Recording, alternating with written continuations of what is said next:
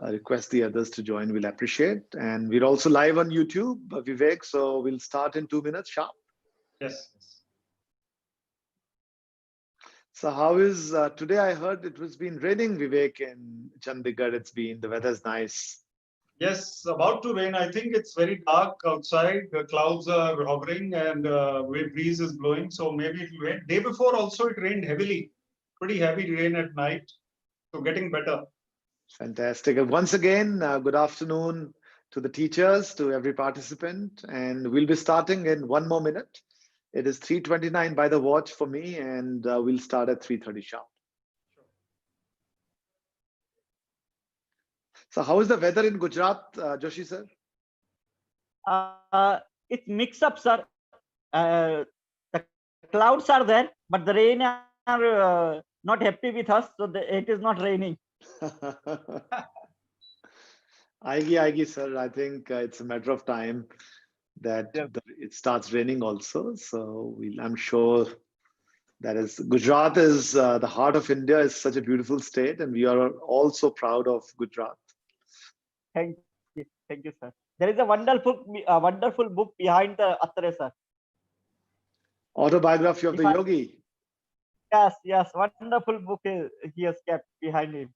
You have saved 5 minutes of Atul's and my time.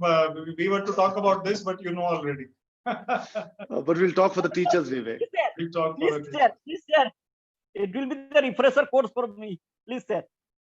It is a wonderful book. I think it is 3:30 and about to get into 3:31. If you allow me, Vivek, Joshi sir, we should start. Yes, sure. Yes. Lovely. So good afternoon, participants. Good afternoon, teachers. Good afternoon, Vivek. Good afternoon, Mr. Joshi. Welcome to Ideas That Matter. Ideas That Matter are a series of workshops and webinars organized by Shulini University in Kasauli Hills, Himachal Pradesh. Vivek and I started this idea of Ideas That Matter around, I think now 12 weeks back. We have covered around, I think now 75 episodes, more than 100 schools and universities across India. And we have touched more than 100,000 schools so far. Our last event actually had Mr. Anupam Kher also join us in Ideas That Matter that we had on Saturday. So we really welcome Little Flower School today. We are delighted to speak to you and look at the beauty of technology. You're in Gujarat, Vivek is in Chandigarh, and I'm in Himachal, and we can all talk live. And that is the beauty of what technology does. My name is Atul Khosla. I am the founder and Pro-Vice Chancellor of Shulini University, Himachal Pradesh. We are a research-centric university, now one of India's top 10 universities. And it's my honor and delight to welcome all of you. As a quick background, I'm a BTech from IIT Kanpur, an MBA, and then spent 20 years in the industry working with different MNCs, after which I decided to start teaching. And I'm a very proud teacher now, like all of you. Vivek is also a teacher now. He's an ex-IAS officer, a TEDx speaker, motivational speaker. But for me, a very dear friend and a visiting professor at Shulini University in Solan, Himachal Pradesh. Vivek is also known for his leadership, where he brought in the IT park into Chandigarh, which is one of the few things that Chandigarh is also known for. So we'll be talking today to all of you on the topic of emotional intelligence, how emotional EQ is changing the world. Vivek, of course, is the master of that. The format for today would be Vivek speaking for around half an hour with me jutting in every now and then. And we'll then request all of you to ask questions, please. So there are two small little bubbles at the bottom. There's a Q&A or a chat. So do not, just don't hesitate to ask questions or chat with us. So with that, I will request our very dear friend Vivek to get on stage, take us through his wonderful journey, his perspective about EQ, emotional intelligence, and why it's so important for him. And I'll request at the end, Mr. Joshi, a very dear principal, to also join in the panel as we answer all your questions. Vivek Atre, over to you. Thank you very much, Professor Atul Khosla, and thank you very much, Mr. Joshi, for this warm welcome. And all your teachers, about 30 panelists are already there. Wonderful to see all of you there on live on this call. And this is a webinar which is a part of a series called Ideas That Matter, which Atul and I have been holding for the last several weeks. We have touched schools as far as Kolkata, and now we are very happy to be touching a school in Gujarat. And I believe your school is located in a beautiful area, not far from Vadodara, where I was there in December to speak at one of the Podar schools in a TEDx event. So I'm very familiar with your area, and one day, hopefully, we will actually meet instead of only electronically meeting. So, Mr. Joshi and colleagues of Mr. Joshi, I would like to start by saying that these opportunities to connect are very important in today's life, because we need to exchange ideas, we need to share our apprehensions or our ambitions. All of us are teachers. I am also, as Atul said, a teacher now. I'm a motivational speaker. I'm a visiting professor at Shulini University, and I do go and speak on emotional intelligence, leadership, people skills, public speaking skills, and life skills. One of my initially only I'll show you, my book has come on life skills. It is called Finding Success Within. It's a book on life skills for young students and young people, but not so young people can also have a look at it. Finding Success Within. And that is where I talk about emotional intelligence as a great part of this success, which we have to find within. So the first point I'd like to share with you is that happiness is the goal of life, not success. The goal of life is happiness, whether you are a teacher, an officer, or a business person. And if you are finding true happiness within, then your life is successful. You may not be the president of the United States. You may be a school teacher. You may be even an accountant, or you may be a professor or officer or a business person. Unless you win the battle inside, the within battle, you will not be successful. So what is money, power, and fame got to do with this? Money, power, and fame are material acquisitions. They are worldly. And people think that by getting money, power, and fame, we are successful. Well, they are important, but they are not as important as inner peace and calmness and happiness within. So emotional intelligence is the quality which helps us to realize this. Emotional intelligence is the ability to handle people and situations in a calm and balanced manner. So this I'll send you later also, but just to repeat the definition that I have, emotional intelligence is the ability to handle people and situations in a calm and balanced manner. What does it mean? It means that Daniel Goleman is the authority on emotional intelligence. So those who have studied psychology know Daniel Goleman, the 7 types of factors that he has for emotional intelligence. We won't get into all that. What we will get into is, the first thing is to be aware of what you are from within. Are you a restless person? Are you an angry person? Are you a calm person? Are you a cheerful person? Or are you an agitated or a normally impatient person? Most of us are a bit of both. We are sometimes extremely agitated and restless. At other times, we are calm and dignified and graceful. Some of us are somewhere in the middle. Most of us are not at the extremes. So what is the important factor? To recognize where you are. Whether I am an angry person, I should know it at least. Then the battle can be fought. If I am not even aware of my quality or my drawbacks, if I don't even know my drawbacks, then how will I know what to do? So my main endeavor and attempt should be to first find out where I stand at any stage of life. It could be any stage of life. You could be 40, you could be 50, you could be 20 or 30. It doesn't matter. Can be older also. Now, the second thing to know is that emotional intelligence means understanding others. If you understand yourself, then you have the ability to understand others also. Supposing somebody has come from Tamil Nadu For people from Chandigarh or from Gujarat, it's an unfamiliar state, largely. Somebody who comes from Tamil Nadu, speaking Tamil, and having a different mindset for us and for you will be different from us. Can we understand this person a little better and make the person feel comfortable in a new environment? Is a new colleague who eats sambar and idli with hand. In Himachal also people eat rice and dal with hand.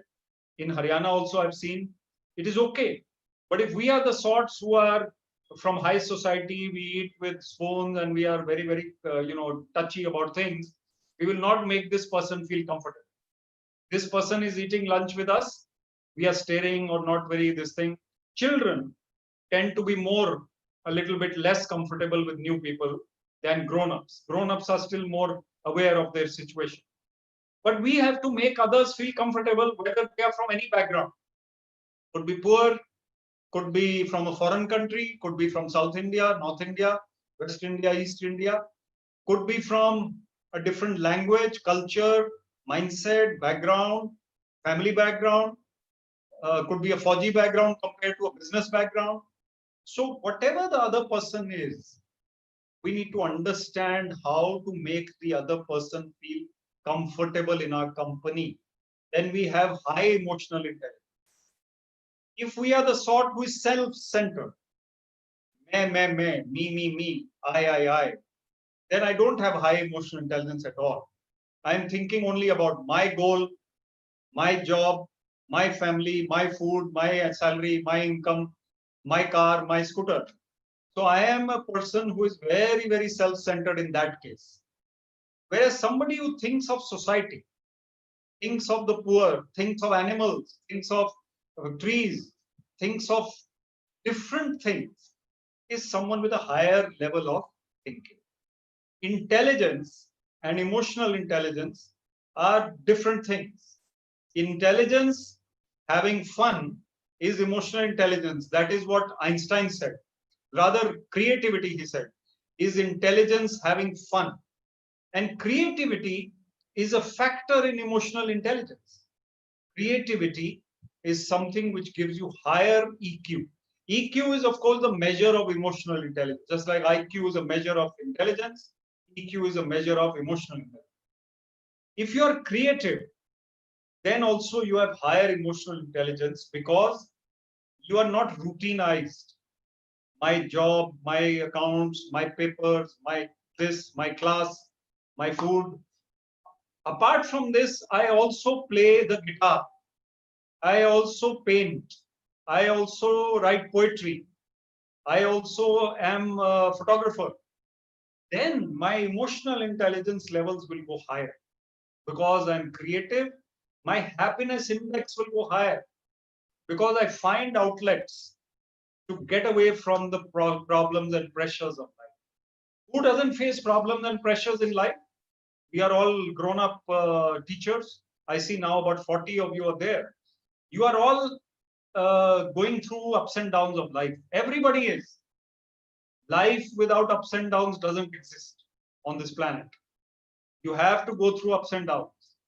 There is a saying in Africa, when the lion wakes up in the morning, the lion thinks I have to run fast because I have to catch the slowest gazelle. Gazelle is like a deer to survive, to eat. And the gazelle wakes up in the morning and thinks, I have to run fast because I have to run faster than the fastest lion in order to live. Now, when we get up in the morning, we are all in a competitive frame of mind. I have to do this, I have to do that. But if I am creative, if I am thinking differently out of the box, then I am someone who is able to change the norm a little bit and become a little different from others. One of the ways to do this is to practice calmness. Calmness is a superior quality. Calmness brings us to a state of mind which is superior. A restless, nervous, angry, irritated person is inferior to a calm, collected, balanced person. Whether this restless person is doing better in life than the calm person, it doesn't matter. What really matters is how your inner battle is. The inner battle is in the battle of the mind. An emotionally intelligent person understands how to control his or her emotions, when not to say what, when to say what and how, when to control the temper which is required to be controlled, when to speak firmly. Firmness is different from anger. Firmness is different from anger. Firmness means you're not to be taken lightly. I want this job done by 5 p.m. tomorrow. That is firmness. But if I am losing my temper, throwing things, angry, restless, agitated, short-tempered, abusive, then I'm not firm. I'm a terrible leader. Of course, we are human. We will lose our temper at times. We will lose our cool at times. We will lose our emotional intelligence also at times. We will say things that we regret later. But we are human to do that sometimes. We keep improving. We keep looking at ourselves in the mirror of introspection. One of the ways to improve is meditation.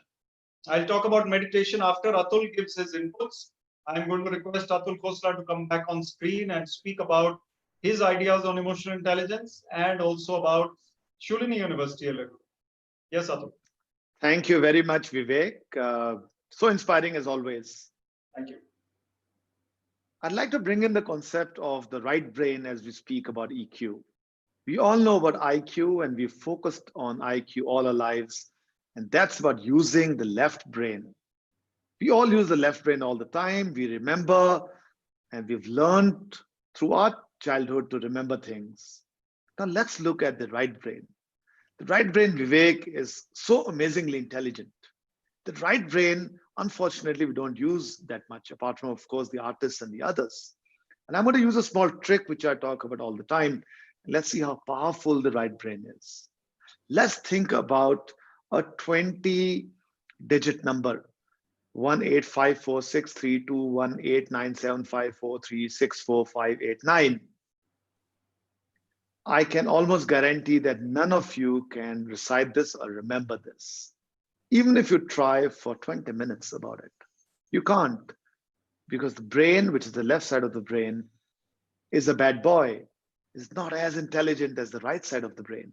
Now let's look at the right side of the brain. Let's think about a music tune, some tune, any tune that you all sung 20 years back. 20 years back, or for the last 20 years, you have never sung that song. So think about it for 10 seconds. And I can't sing very well, Vivek, but I'll still hum a little bit. Oh, go ahead. Gunguná rahe hain bhavre khil rahi hai kali kali. Anyway, excuse my very bad singing, but imagine, despite 20 years between me and the song, I remember the tune till the nanosecond. I remember right up to the nanosecond. And that's the beauty of the right side of the brain. That's the beauty of creativity. And if we as teachers start using stories to tell our experiences, start using stories and gaming to teach, our students can become so much better human beings. And here I'm going to start talking about the concept of inspiration. We as teachers are in the business of inspiration, Vivek, not just learning.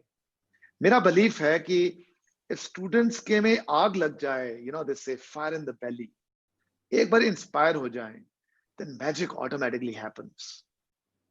There is no fun making a 99.9% student successful because the student is self-motivated. The trick for a teacher is, can you take someone who is so-called average in the traditional context, make this ordinary student extraordinary? And this happens through inspiration. And inspiration is such an important part of emotional intelligence, I believe. EQ, by the way, or emotional intelligence, also comes from great spaces. It also comes from being happy. So if you're in a great place, you're in a great weather, you're in an inspiring place, then inspiration flows and magic happens. I'm going to tease all of you because I live in a very beautiful part of India, right in the middle of the Himalayas, in the middle of a pine forest, with streams flowing nearby. and 20 degrees Celsius as I speak. I don't have the fan even on right now, and I could have worn a light sweater because it's so beautiful out here. But I'm going to show you a small video about Shulini, which will make you guys feel very jealous. Vivek, if you allow me. Please go ahead.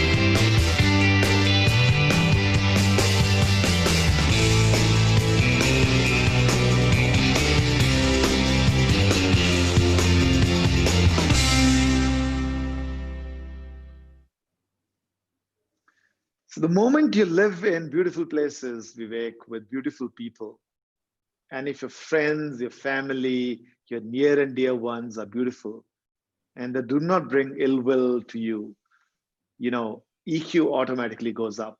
I'm going to talk a bit more about EQ when I come back again, but right now, over to you, Vivek. Thank you, Atul, and fabulous video on Shulini University. I can tell everybody who's watching that it's one of the most beautiful campuses in India and so inspiring. Halfway up the hill to Shimla, it's about 1.5 hours from Chandigarh where I live. I go there and teach and speak. Lovely to go there and absolutely spend time. So coming to teachers, teachers are required to have high emotional intelligence because they are interacting with parents and students and colleagues. It's absolutely important because people are always after you in some way. You're interacting, you are being watched. Young students who are watching teachers, they learn from them because they see how they carry themselves, how they walk, how they speak, whether they maintain their temper or lose their temper. And what is also important is the kind of positivity that teachers have. So your teaching is not as actually important as how you are. And being school teachers, especially, the young children will really be influenced by your personality.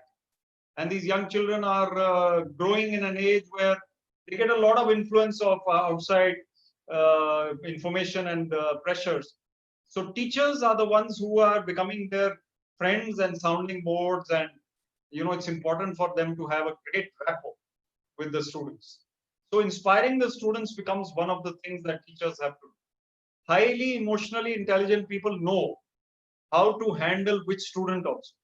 A student who is shy, a student who is aggressive, a student who is brilliant, a student who is average.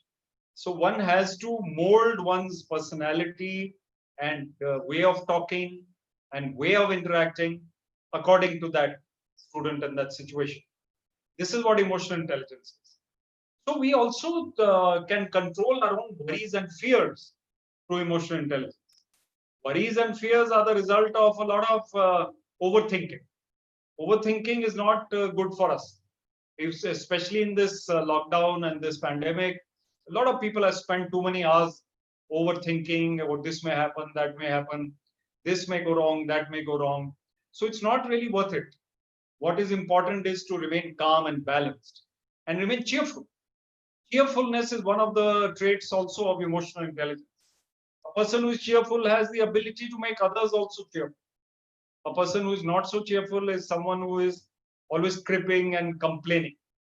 If I am a complainer, or I am a person who keeps on, all the time just criticizing others, then I am not really living a happy life, nor is anyone around me. At home also, we may have someone like that. At school or college or office, we may have someone like that, or we may have someone like that in our vicinity or company. So a friend who is like that, we need to tell that friend that you stop now complaining. Let's talk something positive. I'll give you a lighter incident because I'm talking about being cheerful also.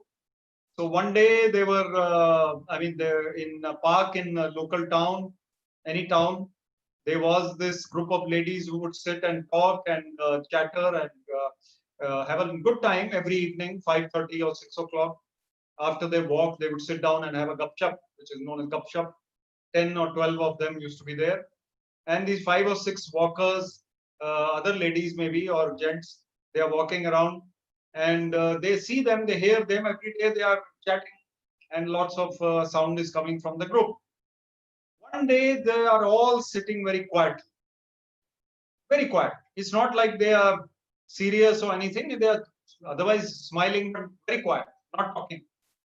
So somebody is crossing by, walking by, and is used to the lot of talking and ask them, what is the reason? Why are you so quiet today? So one of them says, we are all quiet today because nobody is absent. We are all present. What does it mean? It means who do we speak about? Who do we gossip about? Who do we talk about? So if that is the kind of attitude, I mean, of course, in a group, it's a good fun thing also at times. It's okay. Nothing wrong with that. But if we are the sorts who are always cribbing and complaining, then we need to take a reality check. What is the purpose of our life? The purpose of life is to spread happiness, be happy. Sometimes we can be critical. Sometimes we can be upset. Sometimes we can be negative.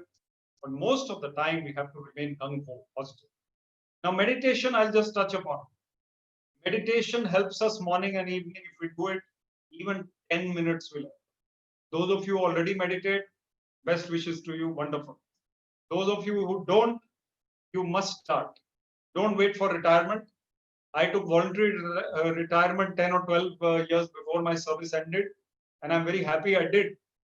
Gives me more time to be a motivational speaker, more time to be meditating, more time to read books and write and whatever I do. By the way, I have 25 lakh views on YouTube. You can watch my TEDx talks. I have 8 TEDx talks. I have 3 Josh talks.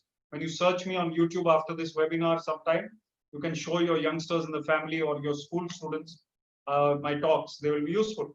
And Atul and I actually have about 60 such webinars already on YouTube. So you will read and you will watch different topics being discussed with other schools. You can also watch those. Lots to understand. So coming to the point there, meditation is something which you must bring in early in your life and keep it with you. Because if you meditate, you will find it easier to handle life situations and your calmness will increase. Calmness means physical health also improves, mental health improves, spiritual health improves. And if your spiritual health improves, then your meditation is leading to a great big change in your life. So meditation, I have learned from this book. This is autobiography of a yogi, Paramahansa Yogananda, famous guru of India. His picture is also behind me today. It's the last smile, they call it, of Yogananda. And this is a book which you can read even as a book or in just a story or autobiography. Even that is good.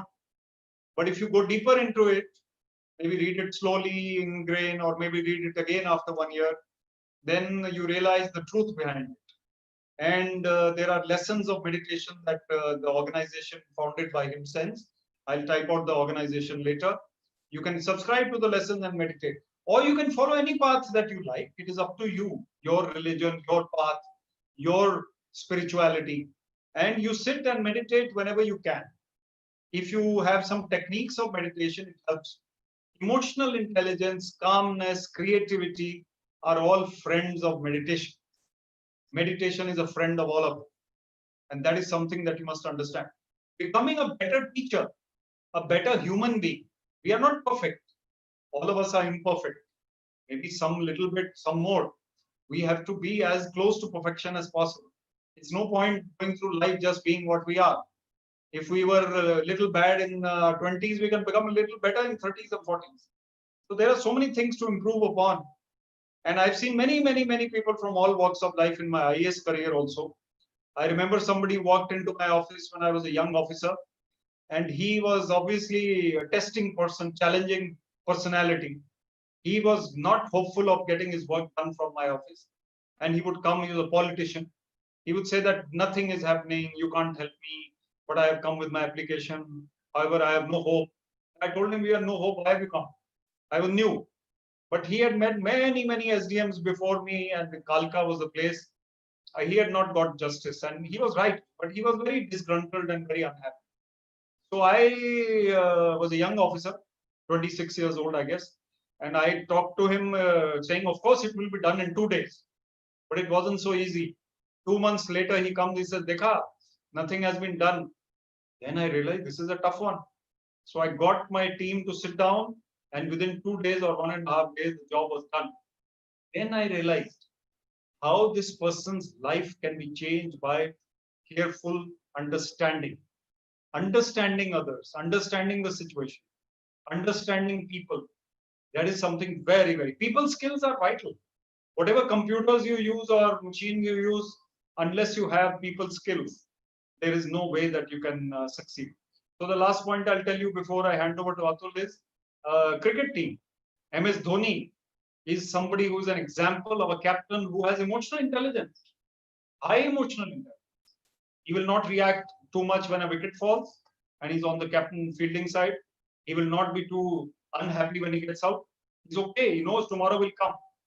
And you have to keep on keeping on. So balance your life, be positive, be cultured, be calm, and then you will succeed with high emotional intelligence. Atul, over to you. And we'll come back. I'll come back with a couple of slides at the very end. Thank you, Vivek. I think before we open it up for question and answers, I have a few last thoughts to give the lovely audience over here. So before I actually get into that, please ask questions if you have any, or you can comment over here. Vivek and I would love to answer those. So I think the last thought I'd like to leave you lovely teachers is the fact that as you think about successful students, think about also giving EQ into them or emotional intelligence into them. And the reason is very simple. If you think about successful people going forward, they're not going to be people with tons and tons of intelligence. Intelligence can possibly be replicated through robots, through artificial intelligence. But the traits which will make people succeed are going to be the softer skills. I call these me and we skills. When Mr. Joshi, Vivek, I, or any of you were growing up, I think knowledge and ability to learn were probably at a premium. People who could think better were probably more likely to succeed. I think the world is changing now, and me and we skills are more important. So what are me skills? Me skills are the ability to lead. Me skills are the ability to learn, the ability to unlearn, the ability to problem solve. And we skills are the ability to collaborate, the ability to work with people, the ability to become a team player. And if we have these me and we skills, I think success is going to touch all of us. I'm going to bring in an example of a very dear student of mine. Her name is Aman. She comes from a lesser privileged family, was a very tough student, was not very successful in the traditional sense. And that magic happened when she joined the doctorate or her PhD program. She started working on a water-based purification process. She's discovered a molecule which, when enters water, kills bacterial activity by 99.95%.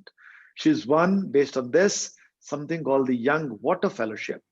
It's a UN fellowship. More than 100,000 students across the world, whether it's the IITs or Harvard or MIT, apply for it. And she's won a Tata Trust Fellowship of 25 lakhs. So what makes Aman so successful? I think it's about the amazing leadership her guide gave her and the collaborative tools she used to speak to charismatic people across the world.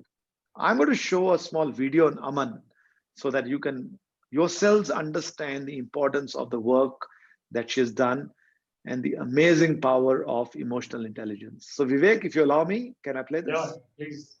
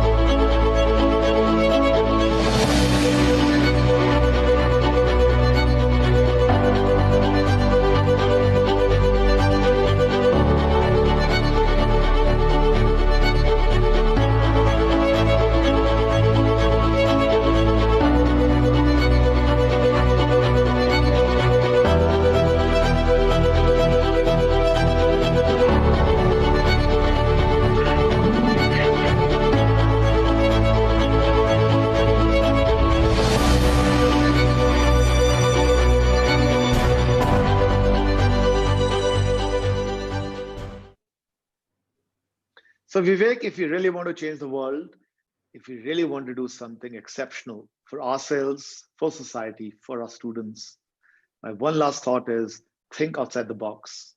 Be crazy when you think outside the box. As Steve Jobs would say, because the people who are crazy enough to think who can change the world are the ones who do. So let's be crazy. Let's think outside the box. Let's bring in EQ into everything we do. Let's bring EQ into our students, and the world will be a way better place and a way more enjoyable place than what it is today. Vivek, for your last thoughts. Thank you, Atul. In fact, I'm going to just show a slide which is here just to kind of emphasize the points that I have mentioned to you. Here we have it.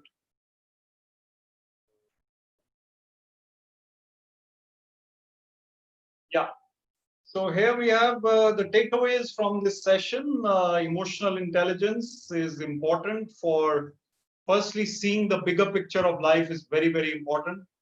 And if you understand the bigger picture, the journey of life, the goal is happiness, and being creative, being happy, spreading happiness is something we forget because we are busy with various things. Ability to handle stress and pressure, remain calm. Number 3 is also a calmer demeanor, calmer conduct, behavior. Improved understanding of colleagues, friends, family, relationships. Younger people need more. Even older people need to understand their relationships. And emotional intelligence gives us that ability. Balance leadership skills. We are all leaders as teachers. We are leading the students, leading colleagues, leading others in society. So balance and a positive personality. Reduce tendency towards anger. Anger is something which is not our friend.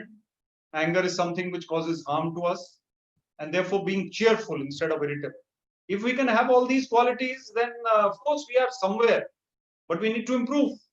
And if we try and improve a little bit more than we otherwise would, then definitely we are doing well in life. So these are my requests to you. This is what I had, and we can probably take a couple of questions, and Atul would like to call Joshi ji back. I'll just add one more story, Atul, if you don't mind. This Absolutely. is a story of that teacher who had a student who was with one arm. I'd like to just repeat that. In fact, in this webinar, obviously, it hasn't been heard. There was a student who had only one arm, and he went to judo master, and the judo master taught him one move for 6 months, because he knew that this boy cannot learn anything else. And that boy became perfect in that one move. And he was a student with such a big disability, but he learned the move perfect. Now this master took him to participate in a tournament. And in that tournament, there were boys obviously fully fit and with two arms, and they could beat him. But he won the first bout with that one move. He won the second bout also with the one move. And the third bout, it was difficult, but he won again. And he was in the final. And the final was a bigger boy who was really strong. He had no chance against him. However, somehow he turned the tables in the last 2 minutes. He pinned him down with that one move, and that boy could not get out of it, and he won the final. The master and the boy were going back home, and this boy asked the master, "Now will you teach me another move?" He says, "No, you don't need any other move." He says, "Only one move is enough for you, because this is the only move in judo where the opponent needs to pin you down with your right arm, and you don't have a right arm." So this is the learning of life, how you can make make a victory out of a disability, or make an opportunity from something that you lack. If students can be inspired with stories like this, it will also help you in your teaching career and your own career. Thank you. Thank you, Vivek. Super inspiring. I mean, many times when disasters hit us, we take it so negatively, and these type of stories are so inspirational. So I think till questions come in from the audience, I had a couple of thoughts, a couple of questions, which I think pretty much everyone would ask you all the time, which is, tell us why you left the IAS and what's the secret of your EQ? Okay. Thank you, Atul, for that question. It's a lovely question for me to answer. I left the IAS because I became a motivational speaker in the IAS, and I started speaking once a month or once in 2 months while being busy in the work. But I would give a speech here and there, and on YouTube also. I had TEDx talks already as an IAS officer. So I realized I have more potential, and I can influence lives. Now I'm speaking to teachers in Gujarat through your Shulini University. I am a visiting professor at Shulini. I go and speak to students there. I go to Chennai. I go elsewhere. So I can do much more, I realized, and I was right. I am very happy I came out. And the second part of the question about the high EQ, well, I don't know. You are saying it, so I will believe you that I have a high EQ. The thing is that I have improved by conscious efforts, and conscious efforts on, firstly, I recognize that sometimes I lose my temper. And I used to, about 5-7 years ago, maybe 10 years ago, I used to have a very shooting up temperature, and then it would come down, and I would lose my temper and cool down. But now I don't. It's somehow become easier. Meditation, which I mentioned, has really helped me. And I think that is overall also the reason why I'm calmer and with better emotional intelligence than before. So I want to speak about this topic of meditation. And Joshi sir is from Gujarat. I think there's so many great gurus who've come from Gujarat, including Mahatma Gandhi.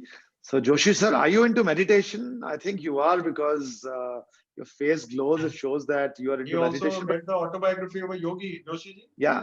So tell us about your journey, Joshi sir, about what gives you such great emotional intelligence, and how are you using meditation? Good afternoon. Thank you. I'm a very specific person, so I want to share one thought about whatever you people today deliver. I think the punchline was, the success is not important, the happiness is more important. If we catch this punchline in our life, then everything will be settled down.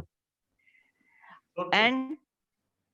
And the more important thing is, what are the ways to take this thought in ourselves, to inculcate this thought in ourselves? there is only a single way: understand other people's and meditation. This only the two simple ways which I understand. So I think it is enough for today. And as a teacher, as just now you also share one Aman story, and sir has told a story about the student who does not have a one arm. If we write this story on our notice board every day we read, then I think our 80% problems will be automatically solved.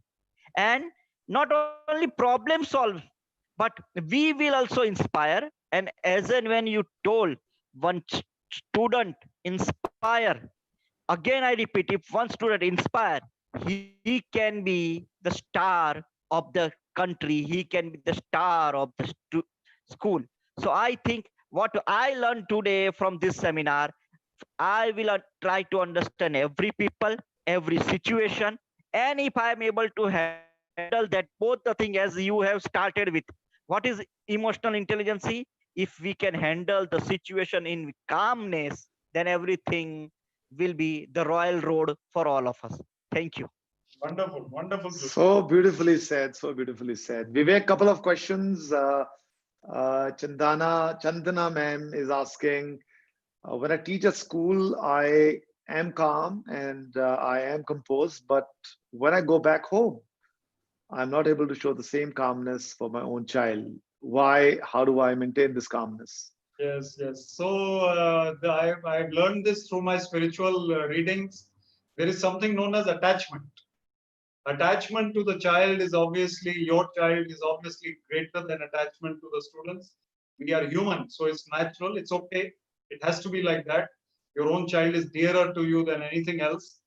So you don't have the same calmness with your own child because you feel hurt when the child does not perform as you want, or behave as you want, or improve as you want. That is personal to you. So that is where we are tested, with our own children, with our own family, with our own setbacks, drawbacks. So I think what you need to practice is meditation will help you. Practice calmness. Yogananda ji said, be calmly active and actively calm. Joshi ji, you can add to the list of takeaways this one. Be calmly active and actively calm. So we have to be active, but calmness will help you to correct the child with patience, with understanding, and you will talk to the child in a better way. You will control your temper. If you're losing your temper 10 times a day, write down the reasons for it. Tomorrow, try and strike off 5 reasons out of 10. At least half the reasons will go away. Realize that these are not worth it. So try and practice offline when you are not in that situation. Then you have to tell yourself that next time I will not do this. Then you'll be better prepared. Absolutely. I think I learned this word attachment. वो हिंदी में बोलते हैं जिससे बहुत प्यार करते हैं तो गुस्सा भी उसी पे आता है. So I think that's the challenge we have. We have Krishna asking, I don't know whether it's Krishna ma'am or Krishna sir, how to deal with an aggressive child. Yeah, so I'll probably start, and Atul, you may like to add later. No, but before that, I have to tell everyone that Vivek also runs a toddler school, which his mother started. So whatever he speaks about comes from that experience also. Vivek, Yes, over to you. yes. Toddler school, which my mother started and my wife runs it. It's a preschool in Panchkula, where I live near Chandigarh. And it's a JPA Toddlers World School. So dealing with aggressive children, what my wife tells me, because she's the principal of that school, she tells me that some children, they bite, they pull each other's hair, they hit each other. They are 5-year-olds, 4-year-olds. It probably comes from atmosphere at home, unfortunately. So these young little children, they become aggressive at that point because their parents are aggressive. Atul, I must tell you that a young girl called me from Bala one day, messaged me. My parents keep fighting with each other. I am now 17 years old or 18 or something she was. She says, I am also getting to be like them, but I recognize that I am a short-tempered girl because my parents are also like that. So I said, you have to work on yourself. You cannot work on your parents. And you have to try and forgive them for what they are doing, but detach yourself. It's very difficult, extremely difficult. And how will you deal with an aggressive child? You have to work on that child when the child is calm. At some point, when the child quietens down or is not aggressive at that time, talk to him.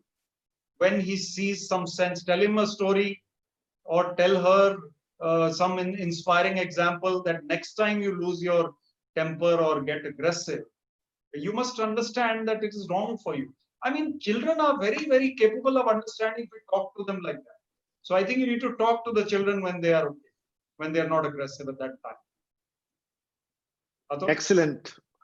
How would you deal with an aggressive child, Joshi sir? Joshi ji.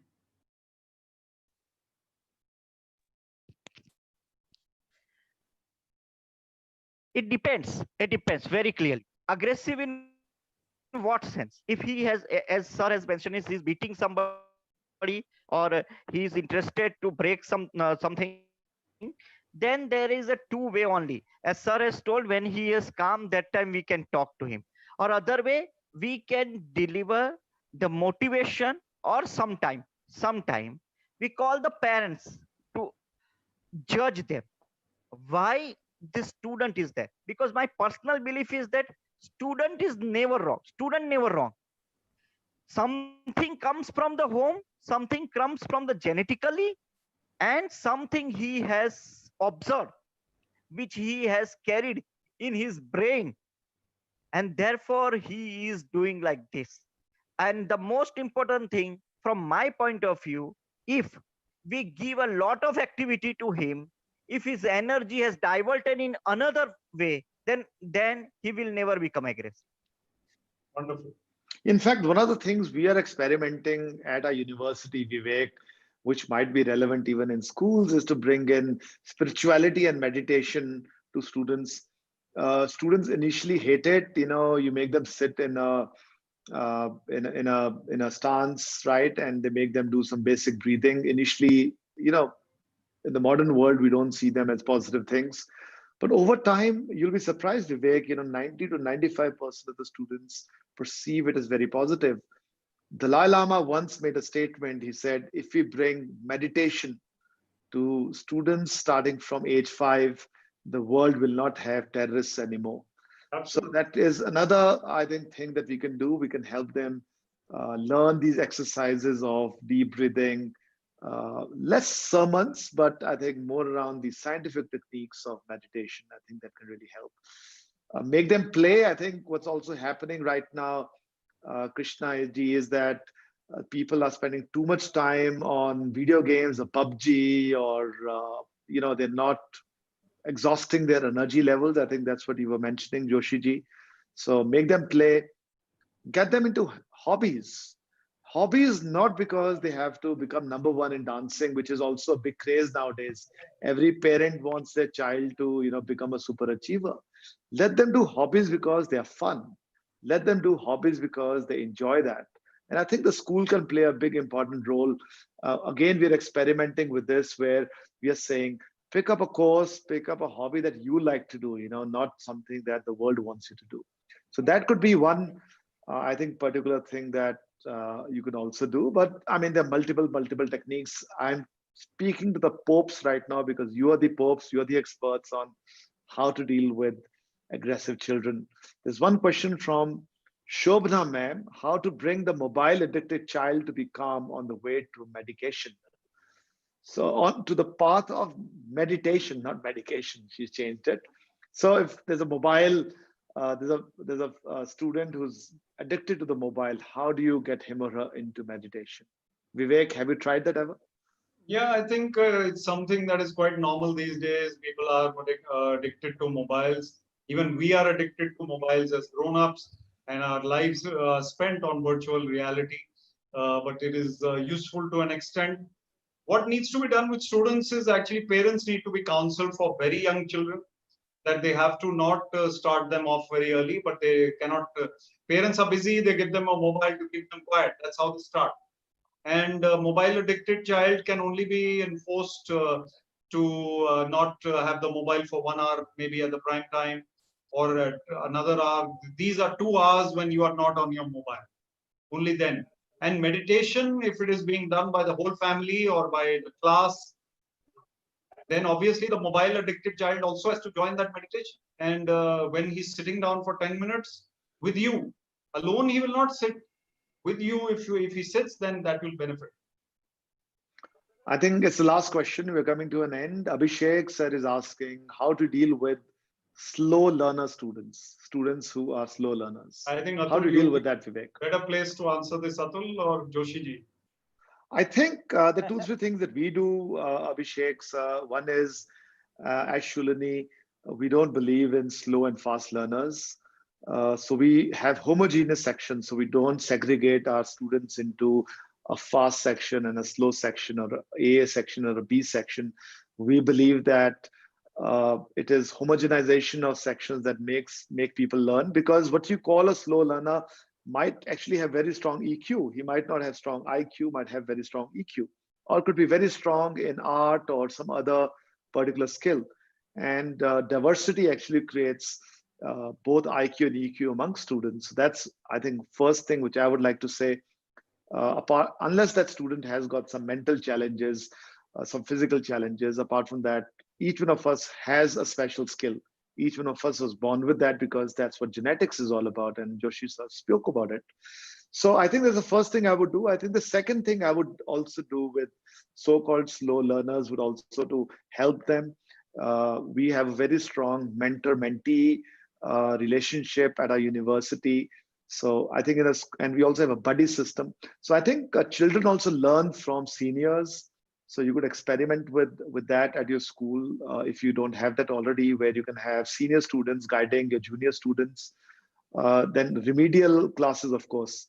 So personally, I'm very, very against tuitions that students are sent to nowadays by their parents. I believe tuitions are a waste of time.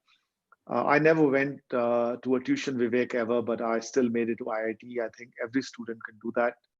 So, but my school had a very strong mentor-mentee relationship. Then informal teaching.